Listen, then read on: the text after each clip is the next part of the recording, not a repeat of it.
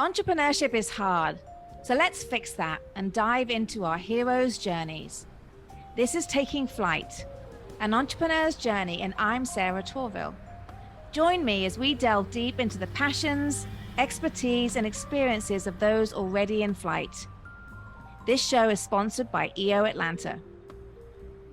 Hello and welcome to EO Atlanta's podcast, Entrepreneur's Flight. It is fabulous to be here today, and we have another very inspirational guest joining us. This guest is a very organized, passionate, inspirational leader, an instructor, problem solver, a very clever writer, creative thinker, entrepreneur, dynamic, driven, detail-oriented. There's so many attributes I could mention. Chief Executive Officer at Classic Vision Care, Ankit Patel. Hey, how are you, Sarah? I'm really good. Thank you very much. Yeah. Good. How about you? I'm well. I almost didn't recognize you were talking about it first. So I appreciate the kind words. So they are all true words, and they are a great reflection of what you have accomplished. So I'm really excited to get into our podcast today, Ankit, and uncover your story and really share some of those educational insights to our viewers and our listeners. So we're going to get started straight away, and I'm going to ask you our first very important question. What did you get right when you took your first flight into your entrepreneurial journey? You know, my first entrepreneurial journey was actually right out of college, and I think what I got right was I found I actually bought a franchise. It was a Liberty tax service. It was tax filing, and the reason why I say the franchise was a good move at that point, because I didn't have much experience with business. So it was nice having someone who already figured out a lot of the elements with operations, sales and marketing, and I could learn from that. So I'd say that is something that I definitely got right, is getting that help on the first business when I didn't have that experience ahead of time. That is fabulous to get that. How did you seek that help? It was actually a really good opportunity. I was looking at different things to start. I had the entrepreneurial bug and wanted to start a business. And I was thinking about starting my own, but I came across this opportunity I forgot how I came across it. It was like 20 years ago, but I remember seeing it and I was like, oh, you know what? This would be a really good idea. And they also had, at the time, Liberty Tax Service, they had a special deal where, hey, you get 1 year. If you don't make it within that year, then we'll take it back. So I was like, okay, well, it's almost like a no risk type situation for me. Yeah, that makes a lot of sense. That's great. So you got a lot of expertise from starting out like that, I'm assuming, a lot of learnings. Yeah, I've done other businesses that weren't franchises, but it was really helpful to see what an established business, how they would run and operate. Yeah, very, very good. Fantastic. So who are or were your co-pilots on your entrepreneurial journey?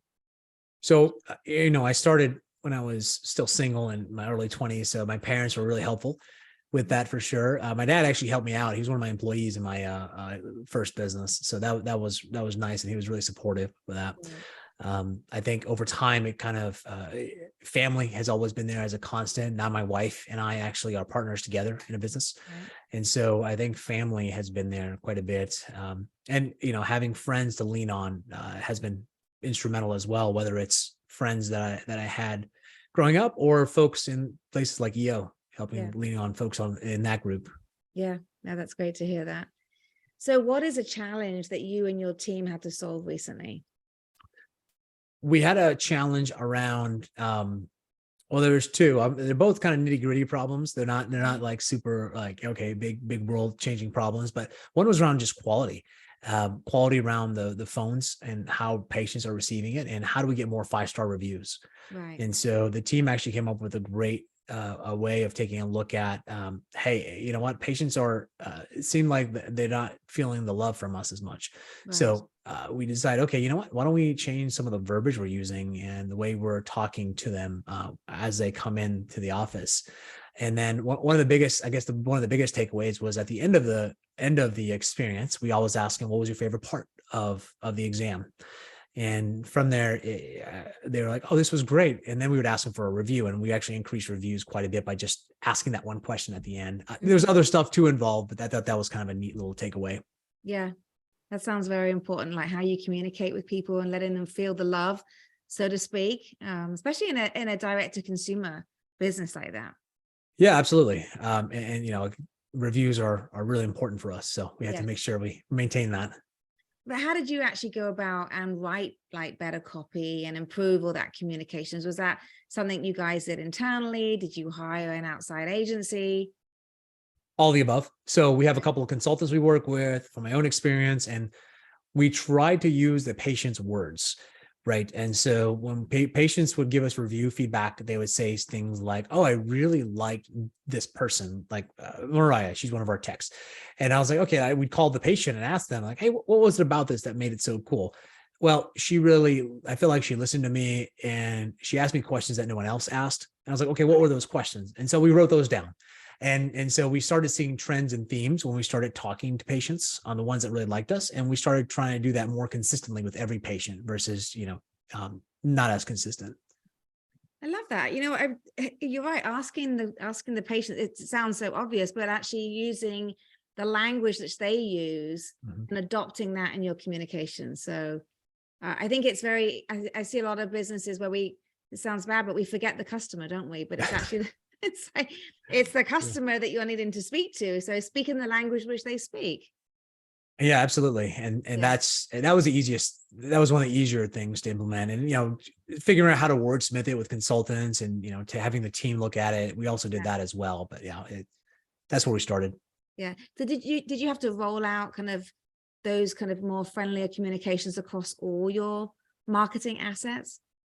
So we're in the process of rolling it all out. So we have a lot of handouts that we had to redo. But yes, we are rolling that out. It's just there's a lot of collateral we have to change over, so it takes a little time.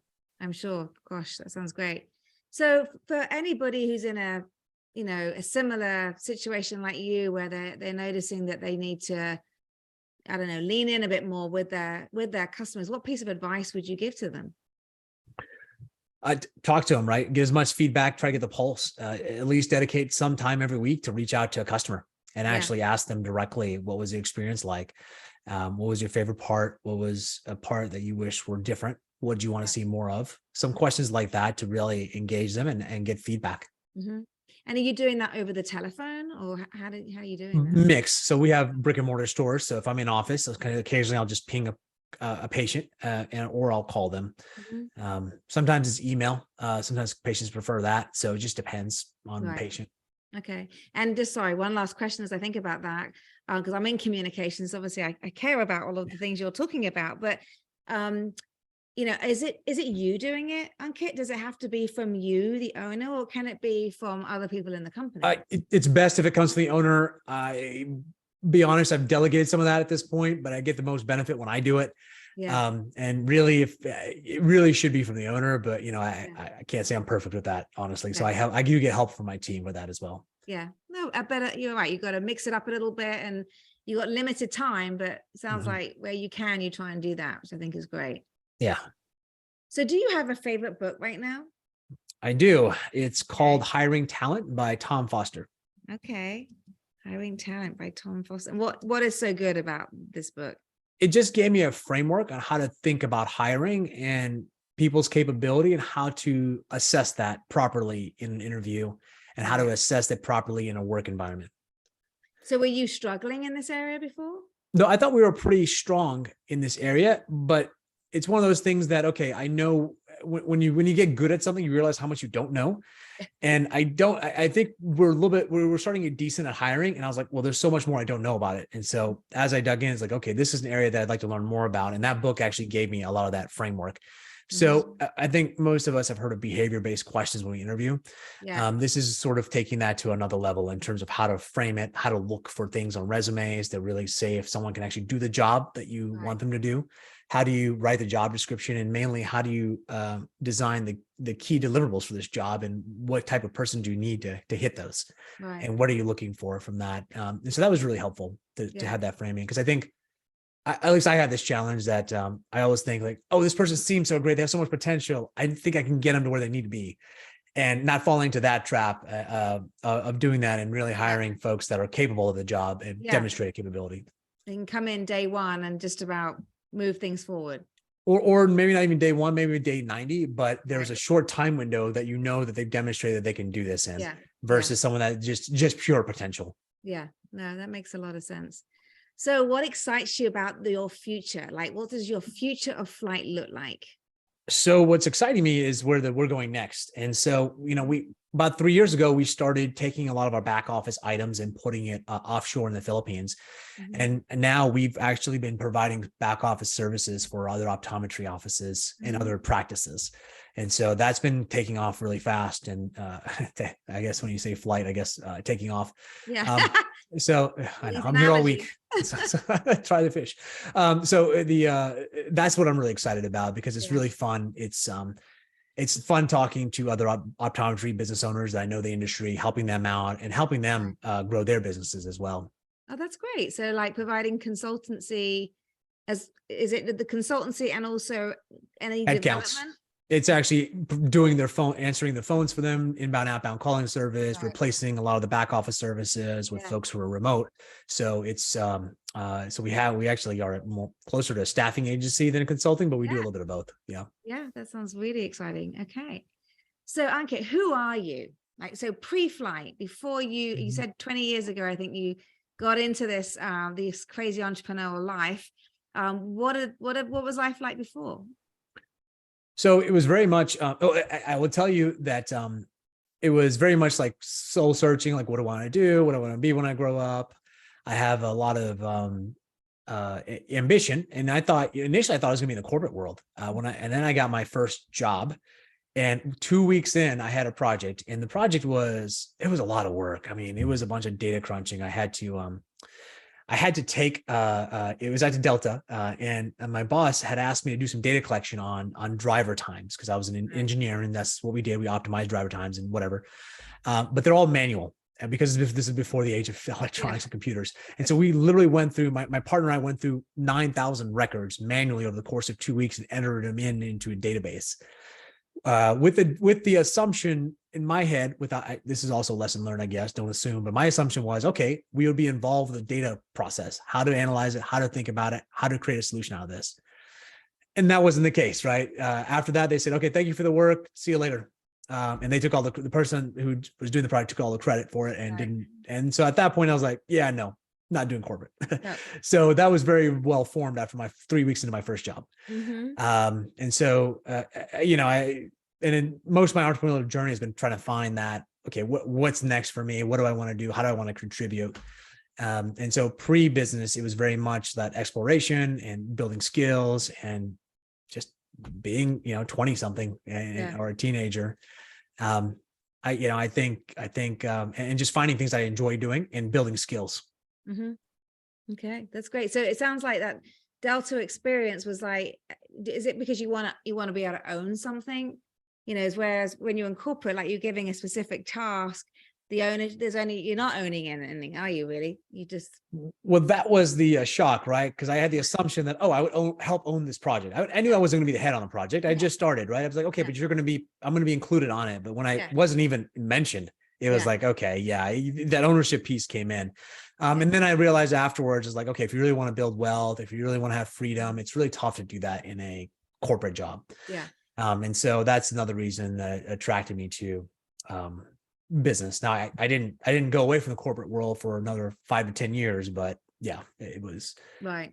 I would have my toe in both enterprises until it was financially viable for me to do it on my own. Yeah, that's good. And you made it work, which is fantastic. Yeah. So what problem do you solve and what impact have you made? So what problem we solve is, well, for the eye doctor business, we solve the problem of eye care and eye health and making sure people see clearly, safely, and comfortably. With the new business that we have, what our purpose is to help 10,000 people over the next 10 years.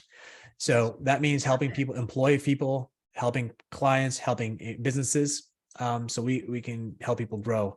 So that's sort of the big picture why for us in this optometry back office business that we have.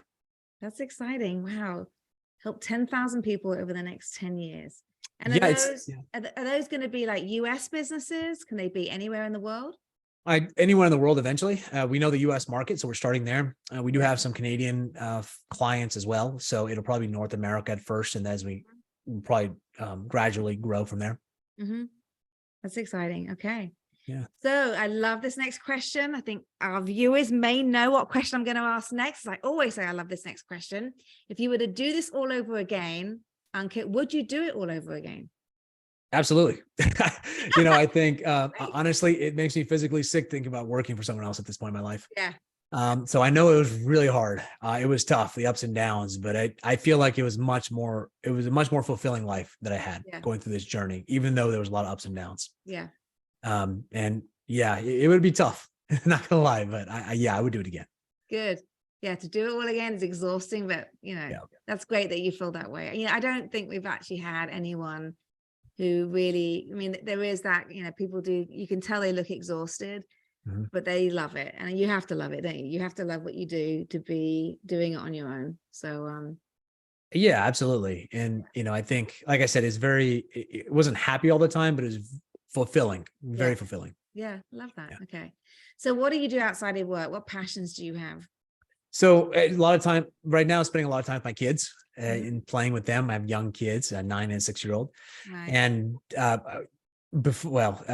playing sports. So doing judo. So that's one thing that I've been enjoying recently with my son. I used to do that 20 years ago and got back into it now with him. So that's been fun. But between those two things, that's about it. I don't really have much time for a whole lot more else out of that, other than, normal, workout routine. Yeah. No, that's great. You're right. Kids don't stay young for long, as I know. I have 2 teenagers, so taking the time to play with them now is so important. So where can people connect with you? So some of the best ways to connect with me are usually via LinkedIn, Ankit Patel at Classic Vision Care, or my email, ankit@classicvisioncare.com. Okay. Very, very good. Well, this has been a great conversation, and thank you for kind of sharing with us like things that you're working on, things that you're improving, and giving some insight to other entrepreneurs, especially around kind of wrapping your arms around your clients and like being friendlier in your communications and asking the right questions, asking your customers questions. It's like, it's so obvious, but I think we forget that and we make assumptions of what we think our customer wants. And it's like, you sound like you've cracked that, or you're working on cracking it even further. So I wish you really good luck with that, Ankit. It's been a real pleasure to talk with you today. I appreciate you joining us. Thanks, Sarah. Thank you to our audience. If you learned something today or you laughed, please tell someone about this podcast, The Entrepreneur's Flight. It's very, very important to all of us entrepreneurs. We want to share our stories and really allow other entrepreneurs to learn from each other. So once again, thank you, Ankit. Thank you. Take care. Thank you very much. It's been another exciting episode of EO Atlanta's Taking Flight. See you next time. And so that wraps up another episode. Thank you for joining. For show notes and other episodes, visit us at takingflight.live. For more information about EO Atlanta, visit eoatlanta.org. Special thanks to the following sponsors: